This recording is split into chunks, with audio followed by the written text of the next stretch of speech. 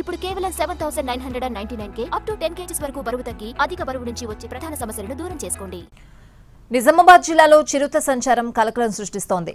కోటగిరి మండలం కొత్తపల్లి శివార్లోని నాగేంద్రపూర్లో చిరుత ఓ ఇంట్లో చేరబడి పెంపుడు కుక్కపై దాడి చేసింది. దీంతో గ్రామస్తులు వణికిపోతున్నారు. ఒంటరిగా బయటకు రావాలంటే జంకుతున్నారు. చిరుతను బంధించి తనకు రక్షణ కల్పించాలని కోరుతున్నారు. దీనిపై మరింత సమాచారం మా ప్రతినిధి బాలకుమార్ అందిస్తారు.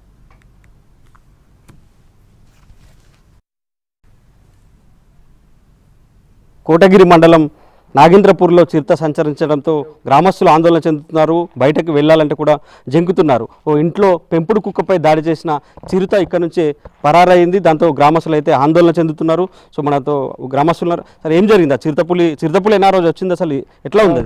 అది చిరుతపులే 1 year చిన్న 1 year అని చెప్పారు సార్ ఫారెస్ట్ అధికారులు వచ్చి. ఈ ప్రహరీ కూడా దాటి ఎత్తు తక్కువ ఉండటం వల్ల దూకేసి కట్టేసి ఉన్న కుక్క మీద దాడి చేసిందండి 3:30 ప్రాంతంలో. ఇక మేము లేచి కిటికీలోని చూసేసరికి దాడి జరుగుతుంది. ఎమ్మటే అరుపులు చేసేసరికి ఒక్కసారి మళ్ళీ అదే గోడ దూకి 2 నిమిషాల్లో పారిపోవడం జరిగింది సార్. ఇక్కడ దాదాపు 20 ఇళ్ళున్నా కూడా మొత్తం పొలాల్లోనే ఇళ్ళు ఉంటాయండి ఇక్కడ.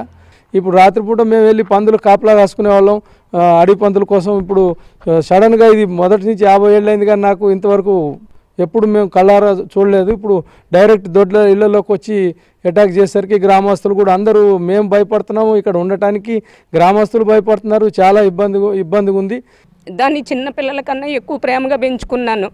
ఎప్పుడు ఎటన్నా వెళ్ళినా జామీ వచ్చేసరికి మా కోసం రెడీగా ఉండేది. నేను ఎక్కడి నుంచైనా ఫుడ్ తెచ్చినా ఏదైనా తెచ్చినా 1 day మొత్తం బాధపడింది ఆ చిరుత దాడి చేసేసరికి.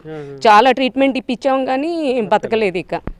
కాకపోతే మీరు ఎడ్ చేసి ఫారెస్ట్ వాళ్ళని కొద్దిగా సెక్యూరిటీ ఇచ్చేటట్టు, ఇట్లా ఏమన్నా జరిగినా ఎమ్మటే వాళ్ళు వచ్చేటట్టు కొద్దిగా చర్యలు తీసుకోవాలని కోరుకుంటున్నాను. అసలు మన లోపల ప్రహరీ లోపల తిరగాలంటేనే భయం అవుతుంది. ఇంకా పొలాల్లోకి వెళ్ళడం కూడా జరగదు. కాకపోతే ఇప్పుడు కుక్కతో అయిపోయింది. మనుషుల మీదకి రాకుండా మట్టికి జాగ్రత్తలు చూసుకోవాలి. అంటే ఫారెస్ట్లో వచ్చి మేడం దాడి జరిగిన ఫారెస్ట్లో వచ్చి బోన్ ఏర్పాటు చేయడం అట్లాంటివి ఏమైనా చేశారా? ఫస్ట్ డే కదా ఇది. నెక్స్ట్ డే వస్తే కనుక ఏర్పాటు చేస్తాం, లేకపోతే కనుక అవసరం లేదు, ఒక 3-4 days జాగ్రత్తగా ఉండండి అని చెప్పారు. అంతే. అంటే చిరుతపులని నిర్ధారించారు.